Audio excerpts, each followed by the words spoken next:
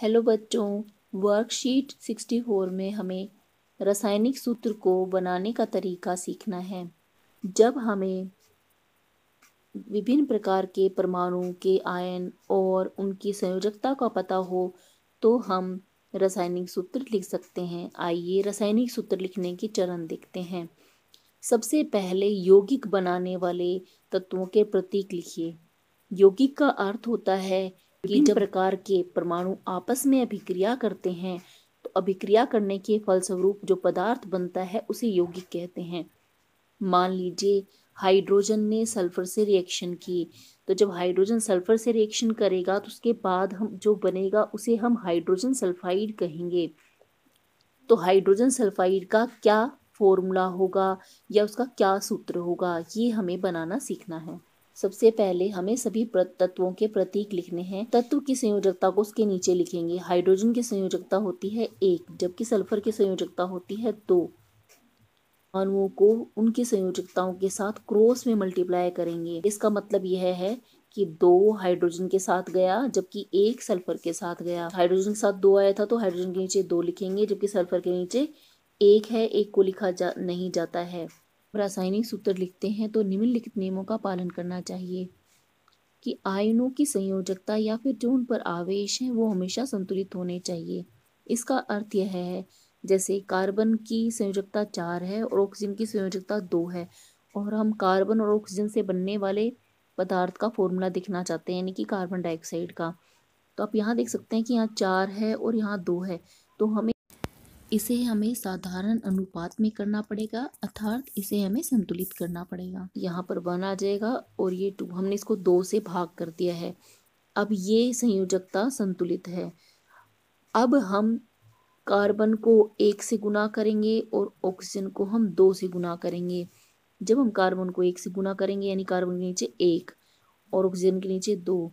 अब आपको एक बात बता दें कि 1 को लिखा नहीं जाता है, 1 को इसीलिए हम यहाँ से हटा देंगे, तो हमारा फॉर्मूला बन जाएगा CO2। धातु का प्रतीक हमेशा लेफ्ट हैंड साइड लिखा जाता है। जैसे उदाहरण ले लीजिए, हमें मैग्नीशियम और क्लोरीन से बनने वाले पदार्थ का फॉर्मूला पता करना है, तो हम पहले मैग्नीशियम को लिखेंगे और क्लोरीन को हम अपने राइट हैंड साइड पर लिखेंगे। मैग्नीशियम की संयोजकता 2 होती है, क्लोरीन की 1, और जब इसको क्रॉस मल्टीप्लाई करेंगे तो हमारा फॉर्मूला बनेगा MgCl2। तो देखिए मैग्नीशियम एक धातु है, इसीलिए इसे पहले रखा गया है। धातु वे पदार्थ होते हैं जो इलेक्ट्रॉन देते हैं और धनात्मक आवेश बनाते हैं। एक नियम है कि जब हम फॉर्मूला लिखेंगे, अगर आवेश दोनों तत्वों पर समान हो तो हम क्या करेंगे। मान लीजिए मैं कैल्शियम ऑक्साइड लिखना है, तो कैल्शियम का संयोजकता 2 और ऑक्सीजन की संयोजकता भी 2 होती है, तो हमें इसका सिंपलेस्ट रेशो लेना है, साधारण अनुपात लेना है। इसका साधारण अनुपात हो गया 1:1, तो यहाँ फॉर्मूला CaO बनेगा, यहाँ पर Ca2O2 नहीं बनेगा। परमाणु आयन के साथ कोई पदार्थ बनाते हैं, जैसे उदाहरण से आप ले लीजिए एल्यूमिनियम की रिएक्शन ने सल्फेट के साथ की, तो सल्फेट एक बहुपरमाणुक आयन बनाता है क्योंकि यहाँ पर 1 सल्फर और 4 ऑक्सीजन यानी कि 5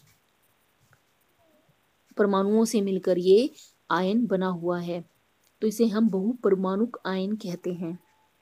जब इस प्रकार से बहुपरमाणुक आयन अभिक्रिया करते हैं तो संयोजकता को हम ब्रैकेट लगा करके फॉर्मूला बनाते हैं। एल्यूमिनियम का संयोजकता होती है 3, क्योंकि इसका परमाणु विन्यास होगा 13 होने के कारण इसका परमाणु विन्यास होगा 2 8 3, तो ये इसलिए 3 इलेक्ट्रॉन दे देगा। सल्फेट के ऊपर -2 चार्ज होता है, यानी कि आवेश होता है, तो जो आवेश होता है उसे हम चिन्ह से हटा करके, यानी चिन्ह उस पर नहीं लगाते और नीचे लिख देते हैं, वो उसकी संयोजकता की तरह रिप्रेजेंट होता है। अब एल्यूमिनियम का 3 सल्फेट के साथ और सल्फेट का 2 एल्यूमिनियम के साथ जाएगा, तो यहाँ पर जो फॉर्मूला बनेगा वो होगा Al2।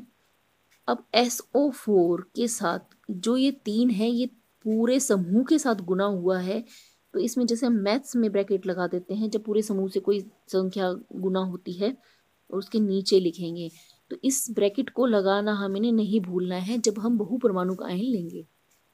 इसी प्रकार अमोनियम सल्फेट में अमोनियम होता है हमारा NH4 और सल्फेट होता है हमारा SO4। अब इनकी आपस में विक्रिया होगी।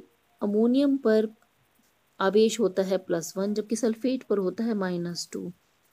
अब बिना आवेश के हमें इनको हमेशा मल्टीप्लाई करना है, हम इसके आवेश के बारे में भूल जाएंगे, इसलिए हम आवेश हटा देते हैं।